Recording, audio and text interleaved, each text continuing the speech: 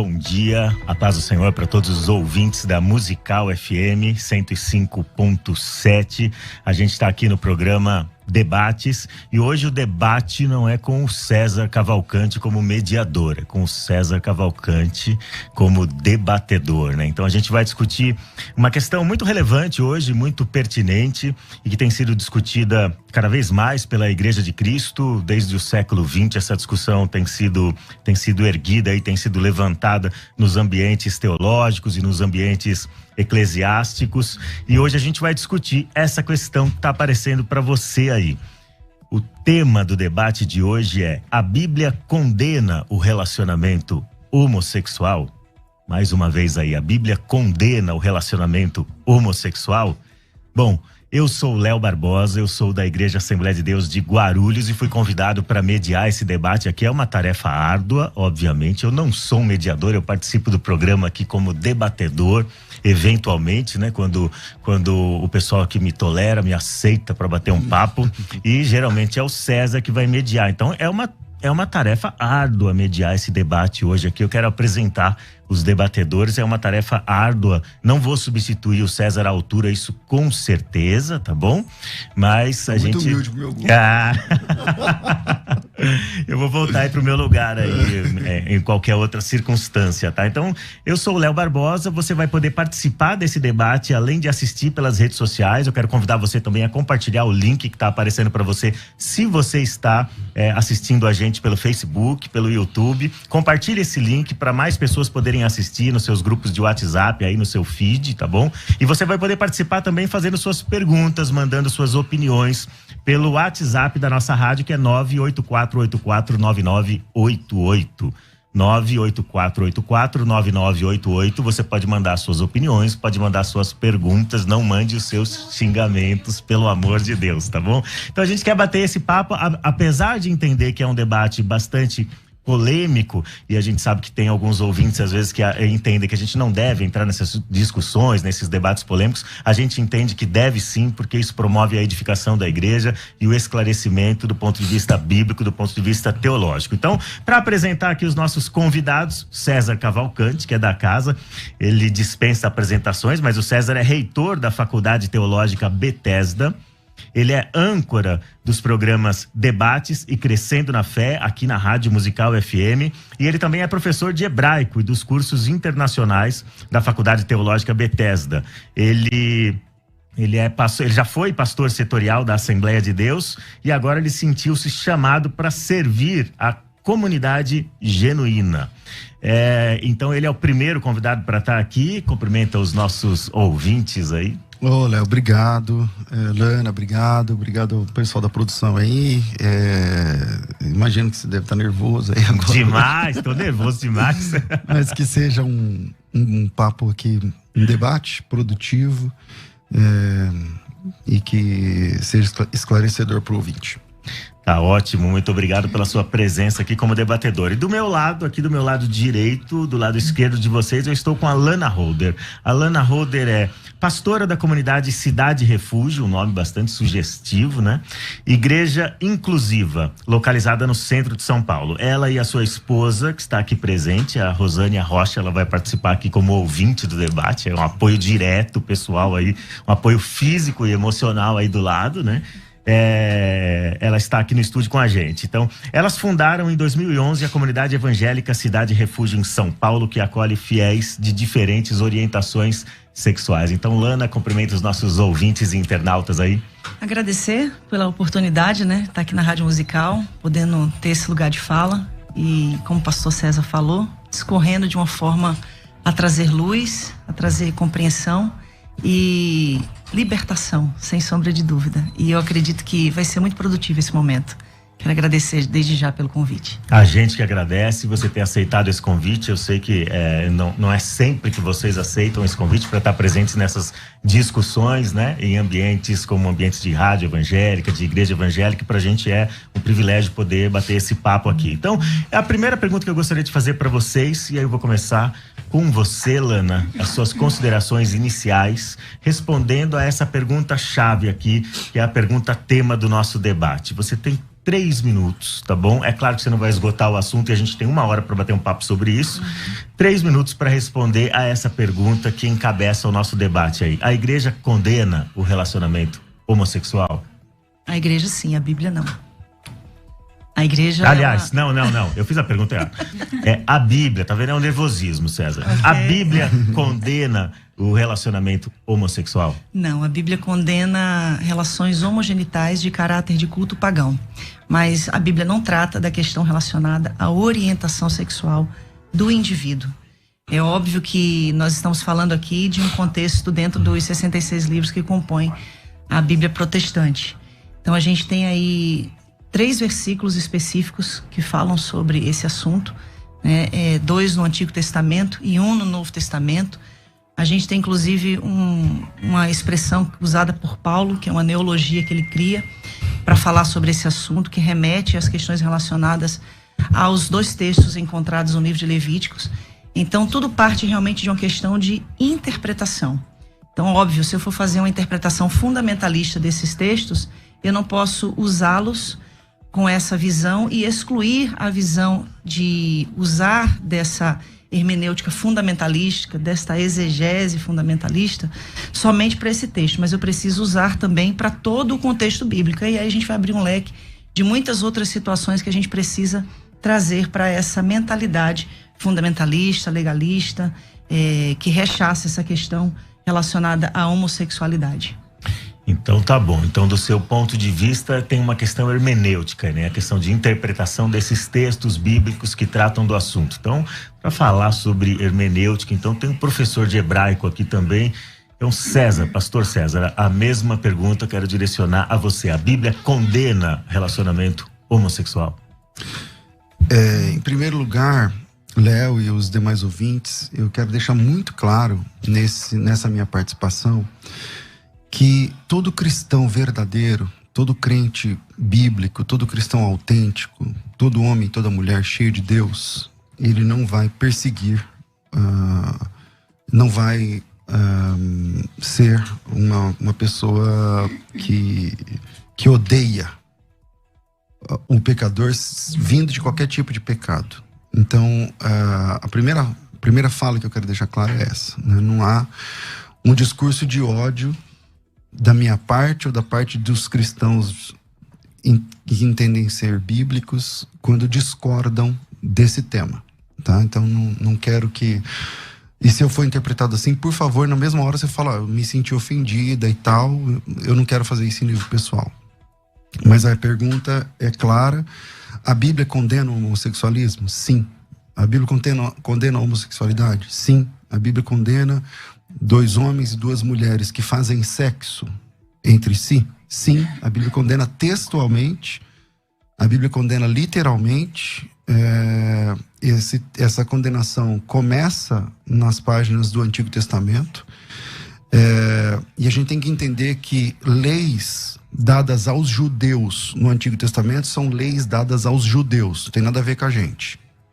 Algumas leis dadas aos judeus são repetidas no Novo Testamento. E se são repetidas no Novo Testamento como ordenança para a igreja, então nós também, agora, nesse momento, a gente também tem que obedecer. Então, se é uma lei dita por Jesus, se é um mandamento dito por Jesus, ou por um dos seus apóstolos, aqueles que ele mesmo escolheu, você, e você, a Bíblia diz que nós, a igreja, ela está fundada na doutrina dos apóstolos. Então, se foi escrito por um apóstolo de Cristo, ou dito pelo próprio Cristo, então o que está colocado lá, não importa qual era o contexto, agora se traduz como ordenança para a igreja. Se traduz como ordenança para a igreja, que é o que acontece no caso desse tema, então sim, a Bíblia condena a prática homossexual, literalmente. Então a gente vem aí, são 2 interpretações, são 2 hermenêuticas diferentes, né? A hermenêutica dele aqui é a hermenêutica que você adjetivou como fundamentalista, que é uma hermenêutica clássica, né? O que o pastor César mencionou aqui, pastora Alana, foi a hermenêutica que a igreja tem adotado ao longo de 1900 anos, e aí essa hermenêutica passou a ser questionada mais seriamente a partir do século XX, provavelmente, e agora, no século XXI, ela tem sido bastante questionada com outras hermenêuticas, como uma hermenêutica inclusiva e uma hermenêutica chamada generosa também por alguns pastores que tratam do assunto. Mas vamos para essa questão hermenêutica propriamente dita. Posso só abrir um parênteses aqui rapidinho? É que o pastor usou a palavra homossexualismo, e essa palavra ela já não pode mais ser usada porque o sufixo ismo denota doença. Isso já foi erradicado, inclusive, dentro do conceito de psicologia mundial. Então, é errado você colocar a expressão homossexualismo, porque a homossexualidade não é uma doença. Embora a gente saiba que a igreja até hoje não decidiu o que a homossexualidade é, porque tem linhas teológicas da igreja que diz que é doença, tem outras linhas que dizem que é demônio.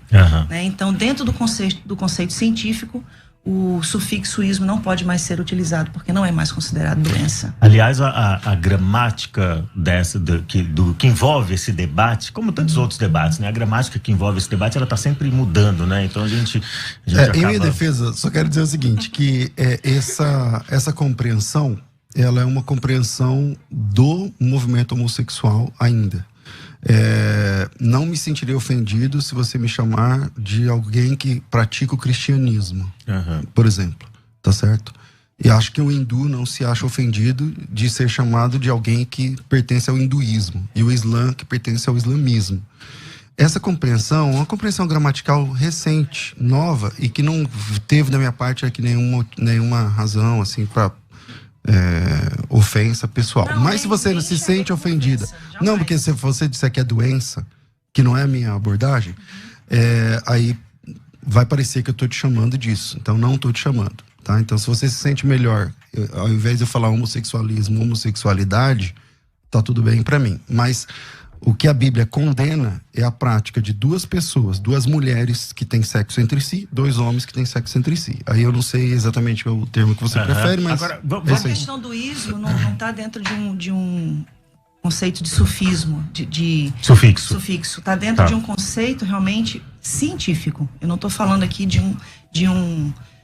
uma questão relacionada ao hinduísmo, cristianismo. Estou falando de um sufixo que é usado para denominar uma doença. Sim. Estou falando dentro de uma questão científica. Dentro de uma classificação você está falando, né? Então, dentro do jargão médico você está falando, do jargão científico e do jargão médico, né? Porque, de fato, como o pastor César mencionou, pastora, esse sufixo ismo, ele não vai denotar sempre uma doença, né? Ele, por exemplo, pode denotar uma escola de pensamento, no caso que ele descreveu aqui, uma religião e tudo mais. Mas vamos para as perguntas, já que a gente está mencionando aqui essa questão dos textos bíblicos e como a Bíblia trata do assunto, né? Eu achei interessante essa diferenciação que o pastor César fez, de chamar a atenção para a questão da conduta propriamente dito. A pastora mencionou aqui outra expressão, outro termo, que é o termo orientação. A gente sabe que essas duas palavras designam coisas diferentes. Orientação, hoje a gente está habituado a pensar nesse termo designando um desejo sexual, uma tentação sexual ou uma inclinação sexual em favor de um determinado gênero, né? Então a gente chama isso de orientação homossexual, orientação bissexual, orientação heterossexual. Conduta já não tem a ver meramente com o desejo, não tem a ver meramente com a inclinação, com a fantasia, com a tentação, mas tem a ver com a prática propriamente dito.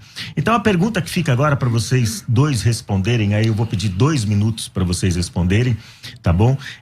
Existem passagens clássicas no Antigo e no Novo Testamento que parecem condenar claramente a conduta homossexual. Homem se deitando com homem, mulher se deitando com mulher. A Bíblia não fala nada sobre orientação sexual no sentido que nós aprendemos agora, no sentido moderno da palavra. Então ela não vai falar sobre inclinação, ela vai falar sobre a conduta. É a conduta que é condenável. Então aparecem inúmeros textos, não são muitos textos, mas são textos suficientemente claros, pelo menos do ponto de vista da teologia e da hermenêutica cristã ao longo de quase 20 séculos. Como um cristão honesto com a Escritura, que quer se submeter à palavra de Deus, deve interpretar essas passagens, como por exemplo em Levítico, Deuteronômio, as passagens nas cartas do apóstolo Paulo. Como que um cristão pode lidar com essas passagens, ao invés de fugir? Porque o que eu percebo assim, há alguns homossexuais ou militantes da causa LGBTQIA+, que simplesmente negligenciam a Bíblia, negam a autoridade da Bíblia, a suficiência da Escritura e partem por uma interpretação pessoal. E nesse não me parece ser o seu caso. Você vai para a Bíblia e vai lidar com esses textos. Como é que um cristão honesto pode ir para a Bíblia e lidar com esses textos, pastora Lana? Primeiramente, eu quero dizer que existe uma grande dificuldade de um cristão lidar com essa questão, principalmente se for um cristão gay. Porque ele cresce ouvindo que ele não é aceito como é. Sim. Né? E muitas vezes existe até aquela homofobia cordial. Deus ama o pecador, mas aborrece o pecado. A gente te ama, mas você tem que mudar. É uma linguagem que até é cheia de cordialidade, mas por trás disso existe realmente uma rechaçação, uma exclusão. Segunda coisa que a gente precisa entender é que a Bíblia, ela vai sempre precisar ser avaliada dentro de uma questão popular. E quando eu falo de uma questão de interpretação popular da Bíblia, eu estou falando de um triângulo da hermenêutica. Eu estou falando da realidade pessoal da pessoa, da realidade da comunidade e da realidade social. Então, eu não posso usar textos, por exemplo, o texto mais antigo, mais recente do Antigo Testamento foi escrito 450 anos antes de Cristo. O mais recente do Novo Testamento, 90 anos depois de Cristo. Aí eu pego palavras que foram usadas nesses textos e insiro um vocábulo que foi criado em 1868 por Karl Marx Bennett, que foi um jornalista austro-húngaro, que era escritor, poeta e ativista dos direitos humanos. Você está falando do termo homossexual. Propriamente. E aí a gente usa esse termo que foi criado no século XVIII século XIX para colocar aí em textos bíblicos que foram escritos séculos, milênios antes dessa ocasião.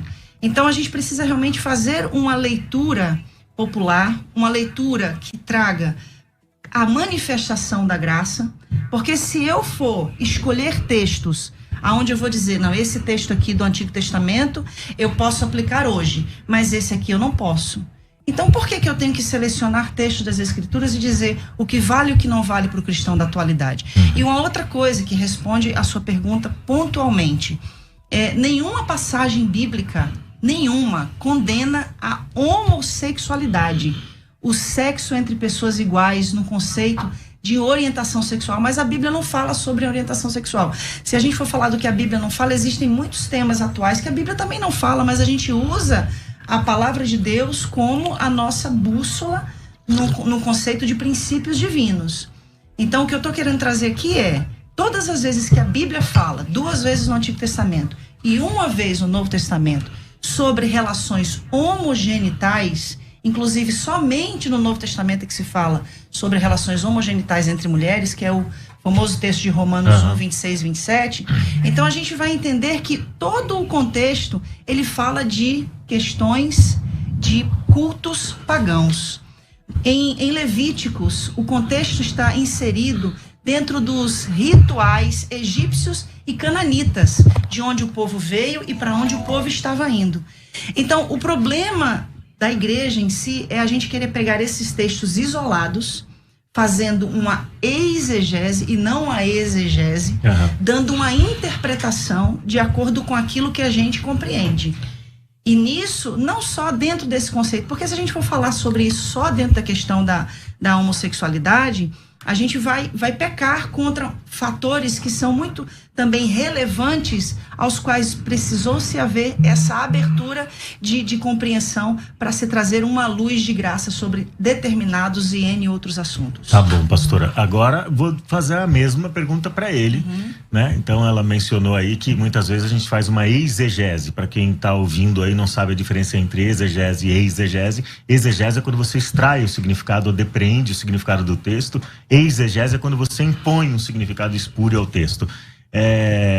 A Bíblia trata dessas questões claramente, pastor? E se a Bíblia trata, como que um cristão deve chegar para esses textos e que hermenêutica ele deve usar? Que interpretação ele deve dar para esses textos? Bom, sempre na pauta que eu falei no começo, com todo respeito, pessoal, que você merece,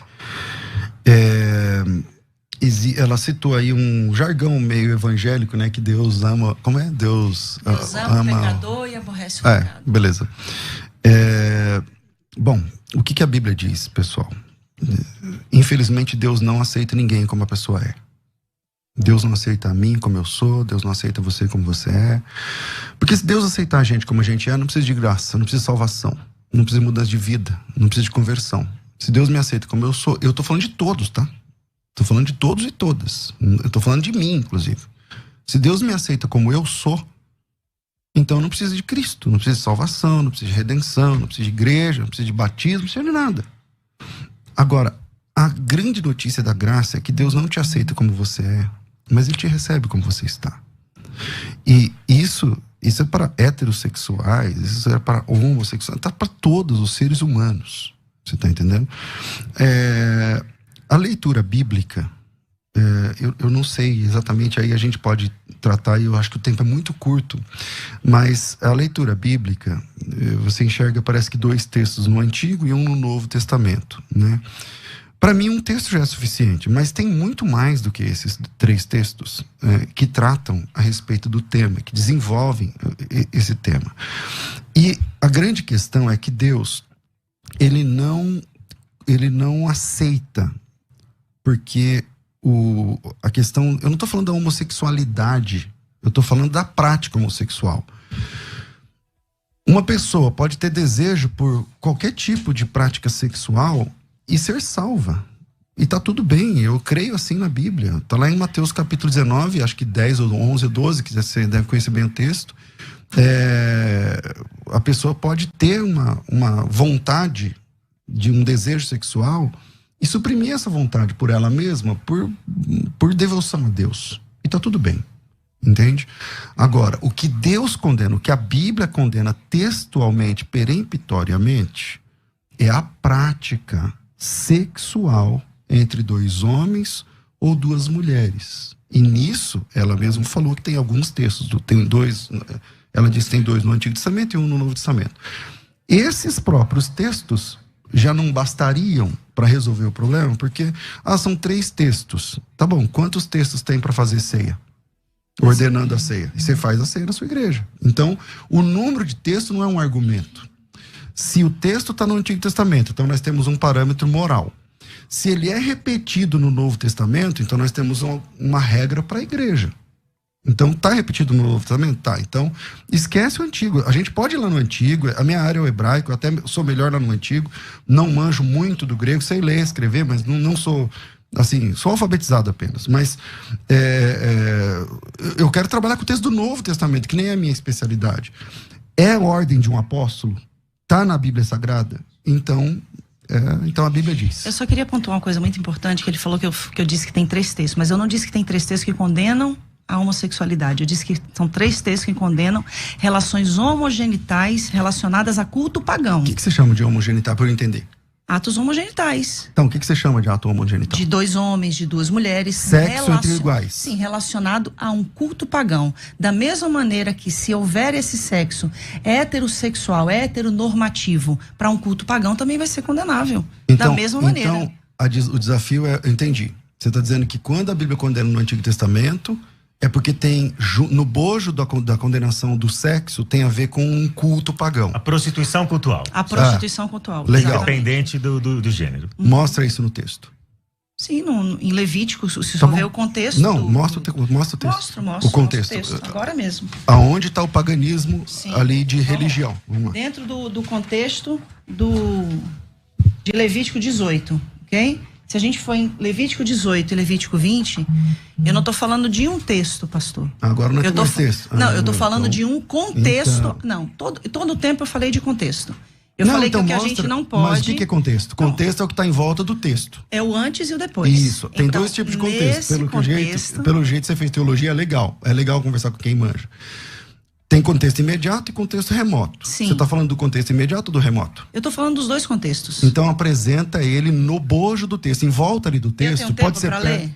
Para ler Levítico 18, para ler Levítico 20, porque eu vou ter que ler todo o contexto, porque nesse contexto não só fala da questão relacionada a atos homogenitais, fala da prostituição cultual. Então, tudo que está relacionado à prostituição cultual, seja entre heterossexuais, seja entre homossexuais, vai ser condenado. Então, agora é difícil mostrar isso no texto, né? Porque você sabe que essa é uma compreensão teológica sua, mas não textual. Não tem texto nem contexto. Então o senhor Você tem assim, uma interpretação de Levítico 18 dizendo o seguinte: aqui onde fala isso é por causa disso, disso, disso. Aí eu respeito. Sim. Agora, se você disser assim, é por causa disso, disso, por causa desse texto, aí beleza, é só apresentar o texto. Porque o maior problema da gente hoje é a gente pegar esses textos isolados para condenar milhares de pessoas. Quando o senhor fala assim, Deus aceita a gente como a gente é. Sim, eu nunca neguei isso. Não sempre disse isso, não. Eu disse que Deus não aceita a gente como a gente é. Não, que Deus recebe a gente como nós somos como e nos leva. Estamos. Exatamente. Entendeu?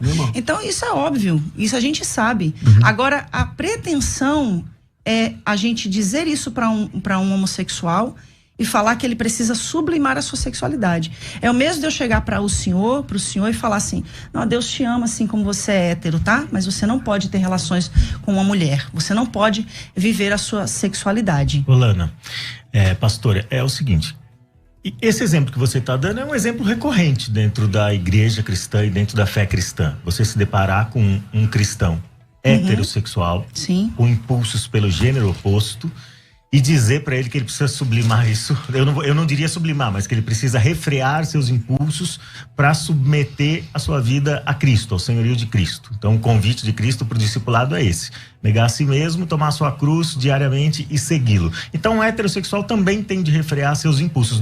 Essa não é uma exigência imposta exclusivamente para o homossexual. Agora, essa questão de hermenêutica que vocês estão mencionando... Uma coisa é ele refrear os impulsos, outra coisa é ele ser impedido de exercer a sua sexualidade. Sim. De usufruir da sua sexualidade. Então, ambos são convidados a submeter a Cristo, certo? Sim. Então, ambos vão ter que apresentar alguma forma de renúncia. O mesmo evangelho para todos. Agora, quando você está lidando com esses textos de Levítico, pastora, o que você mencionou é o seguinte: esses textos estão relacionados à prostituição cultural porque eles são orientações para os hebreus que entraram na Terra Prometida e eles não devem se comportar como os pagãos. Correto. Então é esse contexto geral, mais amplo aí que você está usando. Em Romanos capítulo 1, como que vocês lidam com o texto de Romanos capítulo 1? Também há uma prostituição cultural aí? Totalmente. Paulo está falando da idolatria. Do início ao fim do capítulo 1 de Romanos. O contexto da sociedade romana era uma sociedade completamente idólatra. Paulo está falando porque eles deixaram de adorar a Deus. Paulo está enfatizando isso. Inclusive, quando eu falei no início dessa questão da palavra que Paulo cria, que é essa neologia, né, da palavra aceno ou coital, Paulo tira do livro de Levítico. Aceno, homem, coital, cama, homem de cama. Quando a gente fala da outra palavra que também existe no Novo Testamento, no grego, o malakoi. Quando a gente vai pegar a palavra malakoi e vai trazer a tradução da palavra malakoi, a gente tem... há uma linha que diz que é afeminado, né? Mas existe outra linha. Sim, a nova tradução na linguagem de hoje vai dizer que são homossexuais passivos e ativos, né? Ela vai impor que é mais esdrúxulo ainda o significado. Então, quando se fala do malakoi, está se falando de devassidão, está se falando de uma falta de descontrole, né, daquela pessoa que é levada pelas suas compulsões sexuais. Agora deixa eu passar pro pastor César. Você concorda, pastor César, que Romanos 1 está tratando de prostituição cultural e meramente isso? Eu acho que tem que ficar claro o seguinte, que a posição da minha colega de debate hoje, ela é uma posição, é uma compreensão pessoal. Ok, uma compreensão pessoal, tudo bem, você compreende isso. Agora, quando eu peço o texto, não, esse é o contexto. Tá bom, me mostra o contexto. Não tem contexto, porque você sabe que não tem contexto. Claro que eu sei que tem contexto. Então me dá o contexto. Tô aqui, eu posso ler Levítico 18? Tô esperando. Lá.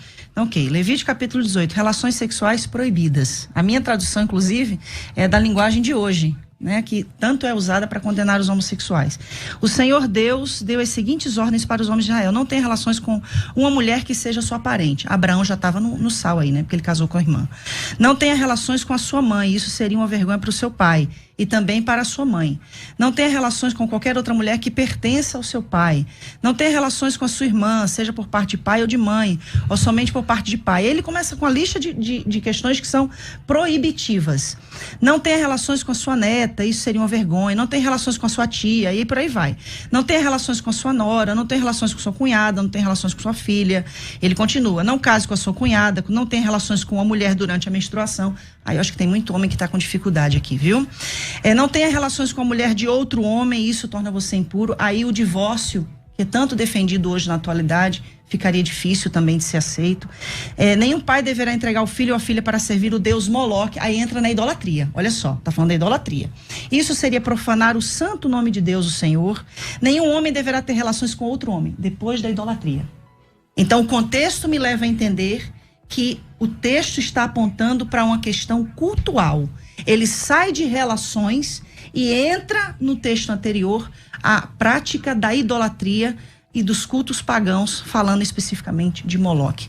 O texto que diz a respeito de Moloque, primeiro eu estou devendo os 2 minutos lá sobre as palavras gregas que elas citam, mas eu volto, né? Vamos lá. Todo mundo que conhece o texto bíblico sabe que os mandamentos de Deus, eles não estão tabulados por tema. Não estão tabulados por tema. Então o tempo todo é assim. O tempo todo. Qualquer perícope de qualquer texto de mandamentos de Deus, eles vão sendo tabulados e o assunto vai sendo trocado. Não existe epígrafe. A epígrafe é uma criação nossa. A entrega dos meninos para Moloque é uma questão de queimar o filho no fogo e tal, tudo mais. Na sequência, ele volta a tratar de um assunto sexual. É só ler o texto. É a sua interpretação, eu também respeito. Não estou interpretando. É só ler o texto. Eu acabei de ler. Então lê o texto. Vou ler de novo. Pois não, vamos lá. O próximo texto. O texto Nenhum que você citou. pai deverá entregar o filho ou a filha para servir o deus Moloque. Isso seria profanar o santo nome de Deus, o Senhor. Nenhum homem deverá ter relações com outro homem. Pronto. Tá, mas e aí? Aí onde está o Moloque aí agora? Mas acabou de ser citado então, o Moloque. Mas o texto anterior, veja como não tem credibilidade para ser o contexto que você está chamando. Vou te explicar por quê. Mesmo estando dentro do contexto, não tem credibilidade. Vou te explicar por quê. Porque o texto, o versículo anterior, fala de um pai que entrega um filho para ser queimado no fogo. E o senhor acha que o filho era só levado lá a ser entregue? Tinha todo um ritual pagão antes da criança ser morta. Mas não tem ritual sexual entre o pai e o filho. Nunca teve. Tá? Quando entrega para Moloque. Tá? Mas você pega vários rituais sexuais entre os sacerdotes não a Moloque. Os que se oferecia. Não a Moloque. É só estudar o deus Moloque, que o deus Moloque, ele recebia, as crianças eram queimadas, o rito era esse. Não tinha ritual sexual. Para o Moloque, não. Outros têm. Existem deusas, por exemplo, Ishtar e tantas outras, que têm uma questão sexual. Mas não é o caso do deus Moloque. O próximo texto, então, nesse não tem nada sexual. Tem a questão de entregar o filho para ser queimado. No próximo texto, ele não fala de filho a ser queimado, não fala de Moloque e fala que um homem não pode deitar com outro homem. É só ler o texto. Mas agora, ele está dentro de um contexto de ritual pagão. Não está dentro de contexto de ritual pagão.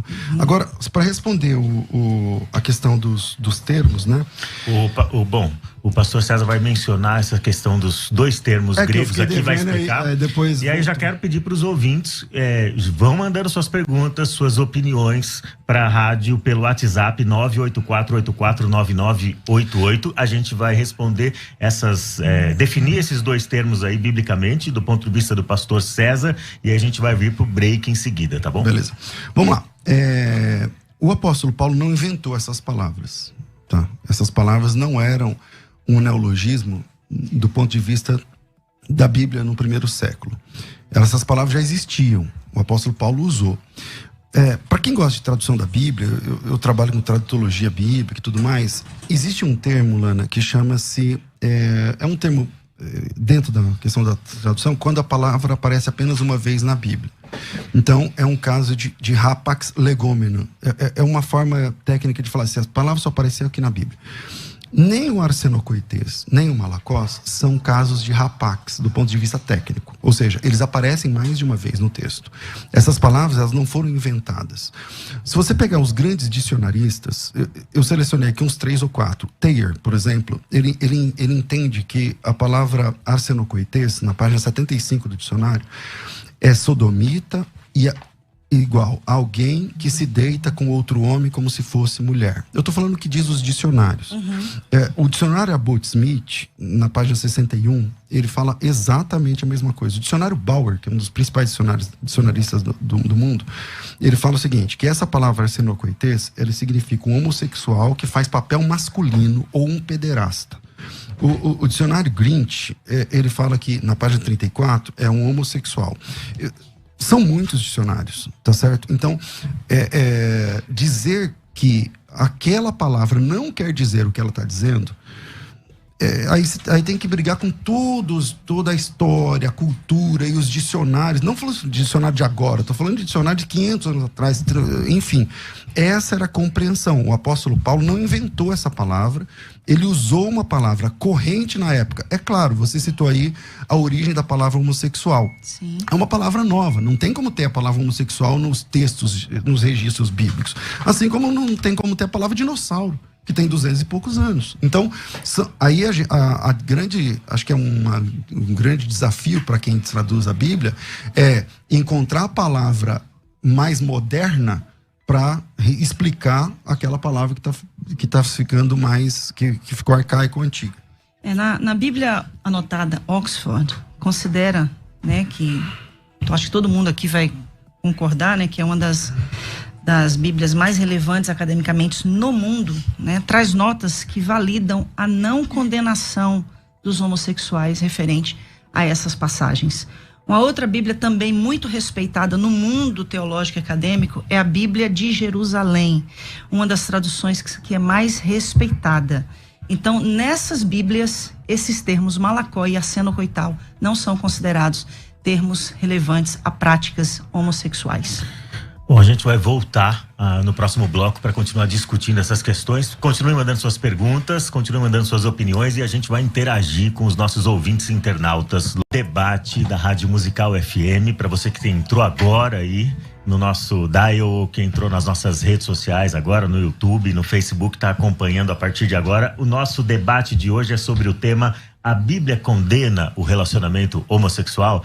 E para debater esse assunto aqui, eu sou Léo Barbosa, estou mediando hoje excepcionalmente esse debate porque o pastor César Cavalcante está aqui, é um dos debatedores e ele foi convidado especialmente para estar aqui nesse debate hoje para discutir do ponto de vista bíblico-teológico, e a pastora Lana Roder também está aqui para discutir esse tema com a gente. Então, a gente terminou o bloco anterior falando sobre os termos e as passagens que aparecem tanto em Levítico quanto nas cartas do apóstolo Paulo, e a gente lidou especificamente com o texto de Romanos capítulo 1, e a defesa da pastora Lana, pastor César, é de que esses textos não tratam meramente de uma relação entre dois homens ou entre duas mulheres, mas ela associa isso à questão da prostituição cultural e da idolatria. Então essa é a questão. O que a Bíblia vai dizer pra gente, obviamente, acho que todos nós concordamos aqui, é que o sexo fora do casamento é pecado. Então eu preciso entrar nessa questão. Que a gente concordou nisso aí. Isso com certeza nós concordamos. Tem militantes LGBT que não concordam com isso, que acham que o sexo é fluido e pode ir acontecer onde o instinto mandar, né? Então a gente entende que não é assim. O sexo tem que acontecer dentro do casamento para estar dentro da vontade de Deus, agradar a Deus e ser compatível com a vida de um discípulo de Jesus Cristo. É essa a questão. Então a questão que fica para mim é a definição do termo. É certo que não existem tantos textos no Antigo e no Novo Testamento que vão dizer de maneira negativa explicitamente sobre a questão da homossexualidade, da prática homossexual. Como o pastor César mencionou aqui a questão da ceia, uma escassez ou uma suposta escassez de textos não é suficiente para a gente destruir o argumento. Pelo contrário, um texto sobre a ceia é suficiente para a gente praticar a ordenança ao longo de 2000 anos. Mas a questão é a seguinte: apesar de haver poucos textos no Antigo e no Novo Testamento que se referem a esse assunto da homossexualidade especificamente, o que a gente encontra no Antigo e no Novo Testamento é um padrão de casamento ou de relação sexual chamado heteronormativo, como se dizem por aí, né? Então a gente percebe isso no Antigo e no Novo Testamento, um padrão de uma relação entre um homem e uma mulher, uma relação monogâmica, uma relação heterossexual, uma relação permanente ou indissolúvel. Você mencionou o divórcio agora há pouco, né? A gente teria problema com o divórcio, o recasamento. Então, uma relação indissolúvel e dentro da comunidade da fé. Não pode ser uma relação interreligiosa. Então, é mais ou menos assim que a Bíblia apresenta isso de maneira onipresente no Antigo e no Novo. Então, se a gente tivesse que definir casamento do ponto de vista bíblico, do ponto de vista cristão, o que é o casamento? Essa instituição que é exclusiva aí para quem quer desfrutar de sua sexualidade. O casamento, dentro do contexto bíblico, né, liga duas pessoas. Se a gente for usar um padrão, se Adão e Eva for o padrão, então a gente vai ter que desconsiderar, inclusive, muitos casais heterossexuais, porque destoam desse padrão. Eu não sei se Adão e Eva eram loiros, se eles eram pretos, eu não sei se eles eram albinos, eu não sei quem eles eram. Então, tudo que destoe do conceito, do padrão de Adão e Eva, então seria fora do padrão que a gente considera como aprovado por Deus. Se a gente estiver falando, então, de um homem e de uma mulher, onde o homem ou a mulher são estéril, porque Deus mandou eles crescerem, multiplicarem, então eu também estou saindo de dentro de um conceito de padrão. E também não seria aceitável. Então, como duas mulheres casadas, né, que graças a Deus nos deu esse privilégio, depois de muito lutar, né? Em 2013 saiu a lei que possibilita o nosso casamento. A gente concorda que o casamento, ele acontece a partir do momento em que duas pessoas se amam, se respeitam e estão dispostas a viver uma vida monogâmica, né? Na fidelidade, na lealdade e dentro do conceito de fé das Sagradas Escrituras. Então, para mim, para Rosânia, o que nós ensinamos na nossa comunidade, que inclusive o sexo é permitido por Deus, sim, abençoado por Ele dentro da instituição do casamento. É o mesmo ensinamento que a gente aprendeu na Assembleia de Deus, né? A única coisa que destoa é a questão de aceitar-se os homossexuais, toda a comunidade LGBTQIA+, e o mais que tiver aí, que sejam recebidos, porque há essa questão da inclusão através da morte sacrificial de Cristo na cruz, porque ele veio para morrer por todos, e isso se inclui a todos, então inclui a nós. E quando Jesus fala em Mateus capítulo 19, como o próprio pastor César já trouxe aqui a citação, né, do casamento, e ele também fala ali dos eunucos, né? Então eu acredito muito sim que a palavra eunuco está se associando àqueles que destoam do que é comum, ou seja, aquilo que seria diferente. Pastor César, como que se define casamento do ponto de vista cristão, do ponto de vista bíblico? Do jeito que a Bíblia fala. Quando ela diz que eu não sei se o Adão e a Eva eram tipo loiros, não sei o que lá, tal, ou morenos, não sei o que, e se um loiro, se ele é loiro, ela é morena, não sei o que. Então, obviamente, né, os biotipos não importam. Eu não saber como era o Adão e a Eva não me dá direito de duvidar que é um homem e uma mulher. Entende? Não dá para fazer teologia, Lana, no silêncio das Escrituras, no que a Bíblia não diz. Então, por exemplo,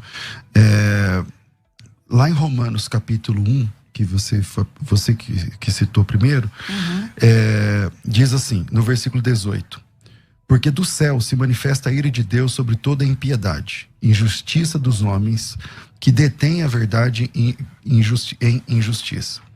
Porquanto que de Deus se pode conhecer, neles se manifesta, porque Deus o manifestou. Porque as suas coisas invisíveis, desde a criação do mundo, tanto o seu eterno poder como a sua divindade, se entendem claramente e se veem pelas coisas que estão criadas, para que eles fiquem indesculpáveis. Não tem nada a ver com paganismo.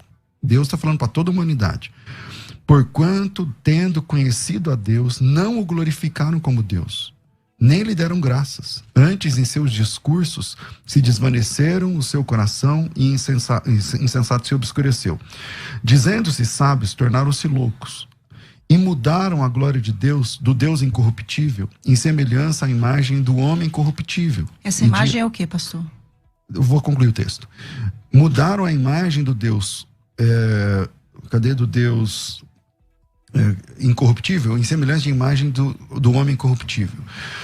Pelo que também Deus os entregou às concupiscências dos seus corações e à imundícia, para desonrarem em seus corpos entre si. Porque mudaram a verdade de Deus em mentira, e honraram e serviram mais a criatura do que o Criador, que é bendito eternamente. Pelo que Deus os abandonou às paixões infames, porque até as suas mulheres mudaram o uso natural, contrário à natureza. E semelhantemente também os homens, deixando o uso natural da mulher, se inflamaram em sua sensualidade, uns para com os outros, homem com homem, cometendo torpeza e recebendo em si mesmos a recompensa que convinha no seu erro. Ele não está falando de nenhum tipo de religião pagã. Ele está dizendo o seguinte: você tirou a glória de Deus e preferiu a glória sua. Ao invés da imagem de Deus que Deus fez, você preferiu buscar os seus próprios deleites. O texto é o texto, entendeu? Então, não tem essa história de que isso aí é um culto pagão e tal. Infelizmente, Deus, ele não aprova o relacionamento entre homem com homem, mulher com mulher. Quando eu digo infelizmente, porque eu sei que essa é a luta de muita gente. E eu entendo que é uma luta grande. Mas a nossa natureza é caída.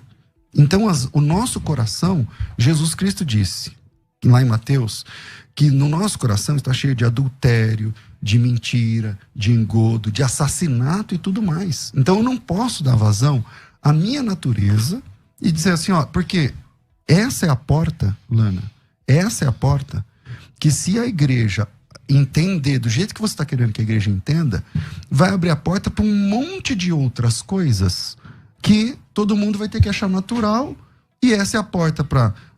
Eu não estou te acusando, por favor. Estou dizendo que isso pode ser a porta lá na frente para relações sexuais, inclusive com crianças. Por quê? Porque eu senti. Eu sinto, é honesto o meu sentimento. E eu não quero discutir o sentimento. A questão é que a Bíblia condena a prática. Se a Bíblia condena a prática, tem duas saídas. Ou você se atém ao que a Bíblia diz, ou você abandona o que a Bíblia diz. Agora vamos para as perguntas dos ouvintes. Eu preciso ler o mesmo texto que ele leu, só um pedacinho, tá bom? Eu vou usar a nova tradução da linguagem de hoje, que usa homossexual passivo e ativo, tá bom? Vamos lá. Eles sabem quem Deus é, Romanos 1:21. Mas não lhe dão a glória que ele merece. E não lhe são agradecidos. Pelo contrário, os seus pensamentos se tornaram tolos, e a sua mente vazia está coberta de escuridão. Eles dizem que são sábios, mas são tolos. Em vez de adorarem ao Deus imortal, adoram ídolos. Que são eles. Se parecem com seres humanos, ou com pássaros, ou com animais de quatro patas. Então, se o senhor dizer para mim que nesse contexto não existe idolatria, o senhor está... Não, idolatria ele diz que autolatria, né? É autolatria, não é contexto pagão. Mas é um contexto pagão, porque Roma era uma cidade pagã. Vários templos pagãos, inclusive a religião que predominava era a adoração à deusa Diana. Eu vou para um áudio, tá bom? Pra gente ver as perguntas dos ouvintes. Vamos sentir esse termômetro aí de como estão os ouvintes. A direção ali tá dizendo, não, vamos continuar debatendo, vamos continuar discutindo, pode ser? Então vamos lá, pastora, vamos continuar aqui então. Deixa o áudio pra lá, vamos continuar aqui. Eu acho que já não dá mais tempo. Uma pergunta que eu quero fazer então, para vocês dois. Aí eu quero direcionar uma pergunta para você, pastora, direcionar uma pergunta especial para você, pastor. Então, vou começar com o pastor agora, porque eu comecei quase todas as perguntas com você. Então, deixa eu conversar com o pastor aqui. A pergunta que eu queria fazer para ti: quais são os maiores desafios, pastor, de pastorear o coração de alguém que luta com impulsos homossexuais ou que sente que tem uma orientação homossexual? E aproveitar com essa pergunta você já pastoreou alguém nessas circunstâncias, nessa condição? Tá, essa pergunta vai ser a mesma para ela? Não. Ah, tá. Mas se você quiser responder primeiro, fica à vontade. Porque às vezes, acho que ela queria falar mais coisas. Se você quiser, fica à vontade. A única coisa que eu quero ressaltar aqui é como é desesperador para quem faz parte da comunidade LGBTQIA+, ver que a igreja associa a homossexualidade com a pedofilia. Como eu já vi, por exemplo, pastores renomados dizerem que se liberar hoje o sexo entre iguais, vai ter que liberar o sexo com animais. Então são comparações esdrúxulas, principalmente que, se eu pegar os índices de pedófilos que estão presos, a maioria, quer dizer, uma grande maioria são heterossexuais e não homossexuais. Então a gente precisa dar um norte nesse assunto, levando que a questão da homossexualidade não tem nada a ver com caráter. Assim como o fato de alguém ser hétero não significa que ele tenha um caráter ilibado. Da mesma forma como uma pessoa ser homossexual não significa que ela tenha um caráter desajustado. Eu concordo com isso, tá? Não tô dizendo que você ou coisa... Eu não aliei você à pedofilia, eu tive esse cuidado. Mas o que eu tô dizendo é o seguinte... Eu acho que a associação, se eu entendi, César, a associação que ele fez foi a seguinte: se você relativizar esse termo, se você relativizar o casamento, ele não relativizou o termo casamento, porque ele manteve essas premissas aqui. É uma relação monogâmica, indissolúvel dentro da comunidade da fé e heterossexual. Que era a minha vez aqui, então vamos lá. Qual que é o ponto do relacionamento sexual homossexual? De fato, a Bíblia chama esse relacionamento de relacionamento antinatural. A Bíblia chama esse relacionamento de... É uma abominação, porque é contra a natureza. É só olhar. Se todo mundo for homossexual, acabou o mundo. Então é antinatural. Lá na Bíblia, em Levítico 18, o texto, na sequência, ele diz o seguinte: isso, você não vai deitar com o homem como se fosse mulher, porque isso é uma abominação. E na sequência... E eu não estou usando isso, quem usou o contexto foi mais a Lana, mas na sequência, ele vai falar sobre um homem se deitar com um animal. Se é para usar contexto, ele tá, ou seja, ambos são relacionamentos antinaturais, entende? Então, infelizmente, a Bíblia condena o relacionamento sexual entre dois homens ou entre duas mulheres. Então, mas há espaço na graça de Deus para receber essas pessoas. Eu acho que a igreja tem que repensar a forma como lida, como fala, tem que ser muito bem-vindo na comunidade cristã, tem que dar bem-vindo a essas pessoas, mas ela tem que buscar que em Deus, lá no começo eu disse, Deus não te aceita como você é. Se ele te aceitasse como você é, não precisava de igreja, precisava de salvação. Ele me aceita como eu sou, porque tá bom, eu tô salvo. Mas não, isso é para todos os pecadores, inclusive para os homossexuais. Então ele precisa agora se enquadrar na doutrina bíblica.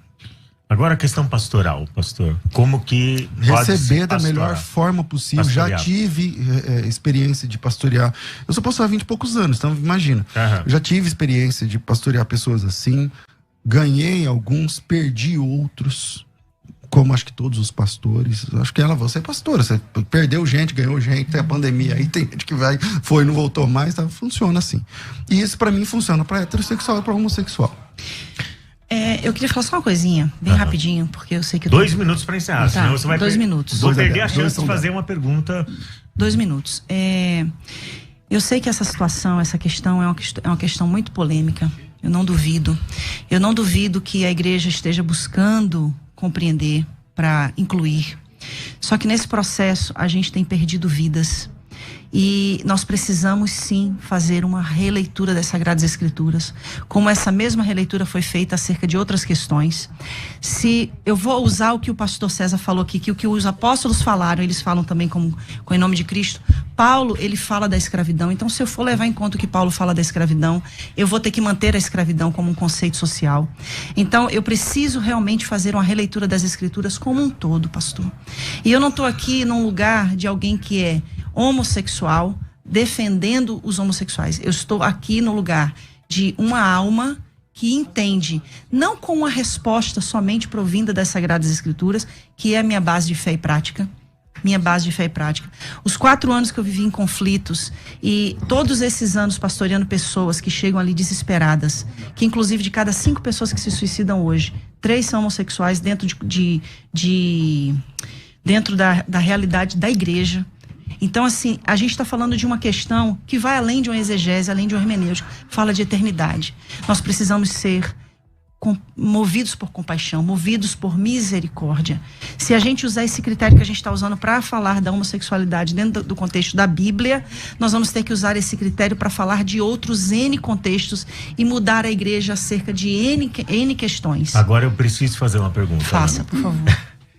Você ficou muito conhecida no meio evangélico depois da sua conversão. Seu testemunho de conversão, um testemunho maravilhoso, né? Que envolve inúmeras questões.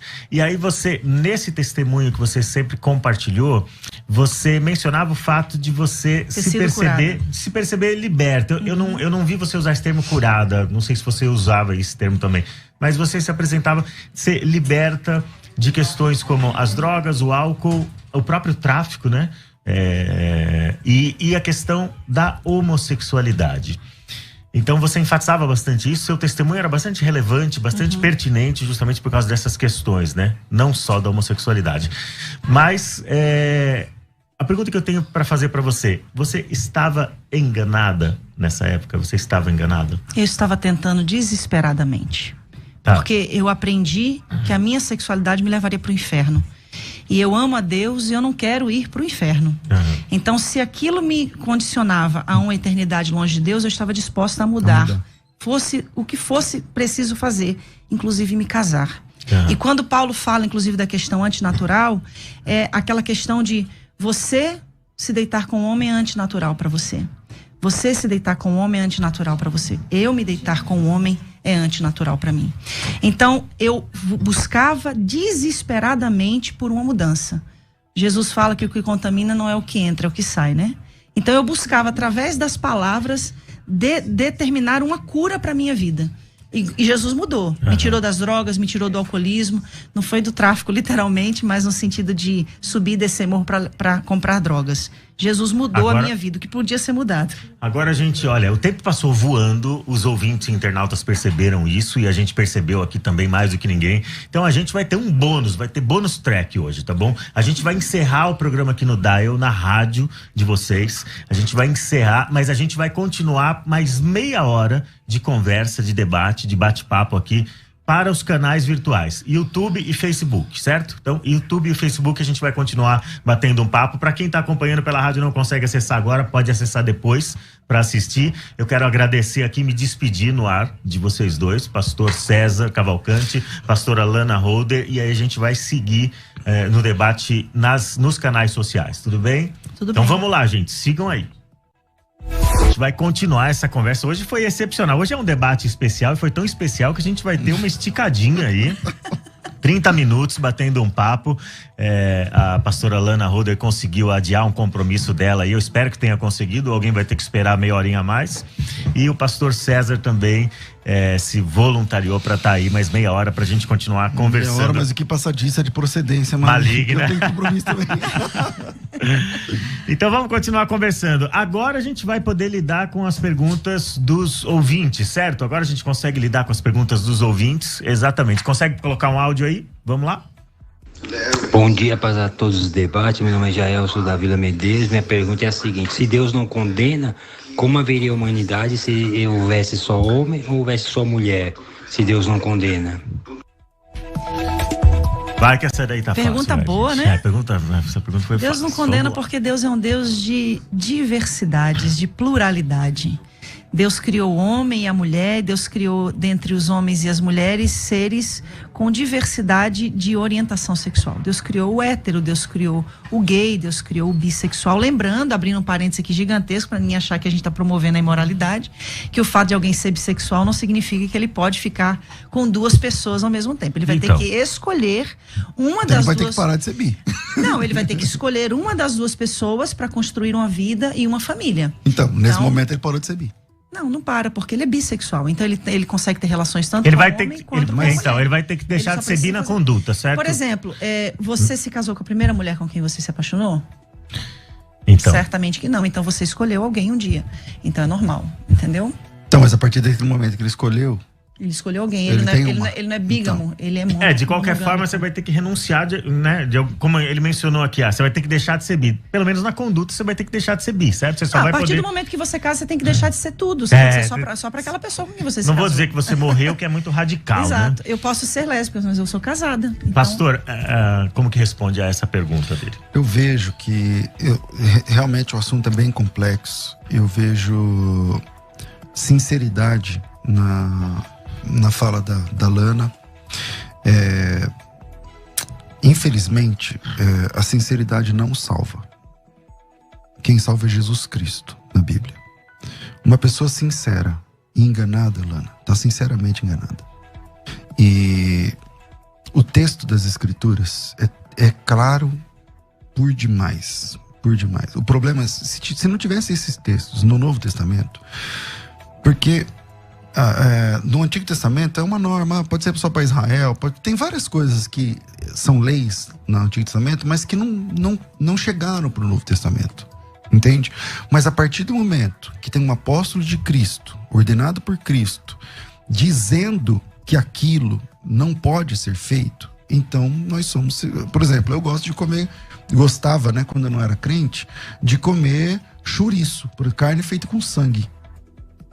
Eu posso comer carne com sangue? Não. Por quê? Porque lá em Atos, capítulo 15, diz assim, diz assim, ó, então pareceu bem ao Espírito Santo e a nós não impor mais nenhum cargo além desses. Não sei o que, carne com sangue. Aí eu falei assim, meu Deus, então, o que eu faço? Então eu não como mais chouriço. Então a gente deve considerar que se o que está escrito na lei e foi reiterado pelos apóstolos deve ser mantido como ordem. Como ordem. Ok. E a escravidão? Mostra uma escravidão, uma ordem de escravidão. Paulo fala sobre uma a questão da escravidão. Não mostra qual é a ordem. Vós, servos, sede obedientes aos seus senhores. Tem outros textos agora que eu obviamente não vou lembrar de cabeça, mas um desses, por exemplo. Então, em primeiro lugar, a gente tem que entender que quando a gente fala da escravidão, a gente tem na nossa cabeça a nossa experiência brasileira. E a experiência escravagista brasileira foi uma das piores e mais cruéis do mundo. Qualquer escravidão é cruel, né, pastor? Então, é que depende do que você entende como a palavra escravidão. Por exemplo, lá em Êxodo, quando fala do escravo, o escravo, ele é assalariado, ele tinha que ser digno, ele tinha que receber abono, ele tinha que receber percentual não podia sofrer violência em cima do que o patrão ganhava. Então, quando a palavra em português é escravo, mas não coaduna com a palavra escravidão que a gente tem setada na nossa cabeça. Então, quando o homem tem uma dívida, ele tem uma filha, de acordo com o Êxodo também, ele pode vender a filha para pagar. Aonde está essa ordem no Novo Testamento? Não, volta lá de novo no que eu falei, da escravidão, querido. pastor. Então, da escravidão. Então, a fala da escravidão, de novo, se tem uma ordem de um apóstolo no Novo Testamento para a igreja, é norma para a igreja. Agora, a gente tem que entender o que é escravidão. Lá, na própria lei lá, não é escravidão que a gente tem de experiência aqui no Brasil. O senhor sabe que eu concordo 100% com o senhor? Isso é bom. E o importante aqui é que eu digo isso com propriedade de que é bom que o senhor faça essa defesa em questão da escravidão. Da mesma forma que eu faço essa defesa não em questão estou defendendo a escravidão. Não, no sentido do que o senhor disse, exatamente, né? Então, da mesma forma como eu também faço a minha defesa na questão da interpretação acerca da questão da homossexualidade que a igreja usa para condenar os homossexuais. O que a Bíblia condena, a palavra sodomita, ela foi relacionada aos homossexuais a partir de 1000 anos depois de Cristo, através de São Tomás de Aquino. Antes disso, ela não era um termo relevante para os homossexuais. Ela era um termo usado somente para denotar imoralidade. Fosse de um homem homossexual, fosse de um homem heterossexual. Então, essa palavra passa a ser associada ao homossexual através da teologia provinda de São Tomás de Aquino. Então, assim, a gente precisa entender que a Bíblia passa por toda uma interpretação que vem dentro de um contexto religioso de milhares de anos. A gente precisa entender tudo o que vem nesse pacote, que é uma série de questões. Somente no século XIV, no século XV, a mulher é considerada um ser com alma, porque antes ela era considerada sem alma. Não pela teologia cristã, tá? Sem validade. Não pela teologia cristã. Mas da mesma forma. E nem pelo texto sagrado. É porque vocês estão usando a teologia cristã para falar dessa questão relacionada aos homossexuais. E eu estou trazendo a questão da teologia inclusiva. Não, mas Tomás de Aquino é teologia cristã. Sim. Então vamos lá. Se eu te apresentar um texto mais antigo do que o ano 1000, Tomás de Aquino acho que é 1200, né? 1100 e pouco. 1100 e pouquinho, aham. Se eu te apresentar um texto onde sodomia é junto com pecado de homossexualismo, tá bom pra você? Homossexualidade. Tá bom pra você? Pastor, a partir do momento que eu entendo que a palavra sodomita, ela foi utilizada para fazer menção a atos homossexuais, para mim não tá bom. Porque para mim a palavra sodomia... Então o que você faz com o texto de Judas? A palavra... Ali fala de ir após a carne, você tá falando dos anjos. Não, lê o texto. Né? Sim, eu leio, eu conheço o texto. Eu posso ver na sua? Porque Pode, essa minha versão ela é da década de 40. Sim, fica à podia ter vontade. trazido uma Bíblia mais moderna. Eu quero aproveitar, já que vocês estão mencionando o termo sodomita, houve uma interpretação errada. Qual foi o pecado de Sodoma? Nossa, essa pergunta é boa, hein? Peraí, deixa eu só ler então o que eu... Vamos aproveitar Judas para discutir isso. O que eu falei aqui, que é o seguinte, ó. Versículo... Eu acho que ela conhece o texto, né? Lembre-se dos anjos que não ficaram dentro dos limites da sua própria autoridade, mas abandonaram o lugar onde moravam. Eles estão amarrados a correntes eternas. Que versão é essa aqui? É a nova linguagem certo. De hoje. Eles estão amarrados em correntes eternas, embaixo na escuridão, onde Deus os está entregando para o juízo daquele grande dia, que serão condenados. Lembrem-se dos moradores de Sodoma e Gomorra e das cidades circunvizinhas. Sodoma está aqui no meio. Okay. Que agiram como aqueles e cometeram imoralidades e pecados sexuais. Dizer que quem aliou a sodomia, o pecado de Sodoma, ao pecado de homossexualismo foi Tomás de Aquino. Homossexualidade. Desculpa de novo. A prática homossexual, tudo bem. A prática homossexual, dizer que foi o Tomás de Aquino no século XII. Então faltou ler esse texto, porque o texto diz que o pecado de Sodoma e cometeram imoralidades sexuais e sofrem, enfim, tal. Na Bíblia, o texto grego fala sobre também a questão homossexual e antinatural, né? A ideia é essa. Então, isso já desclassifica a ideia de que quem inventou essa história foi o Tomás de Aquino. Aí a gente porque esse texto é do primeiro século. Eu não sei o senhor, mas eu tenho muita humildade em dizer que eu pouco tenho essa profundidade, né, de grego e de hebraico. E aí eu tenho que recorrer a quem realmente entende do assunto. Eu estou diante aqui de alguém que tem Não, grego não é muito minha área, né? Mas tudo bem. E aí eu vou sempre recorrer a teólogos que vão me dar essas respostas, tá?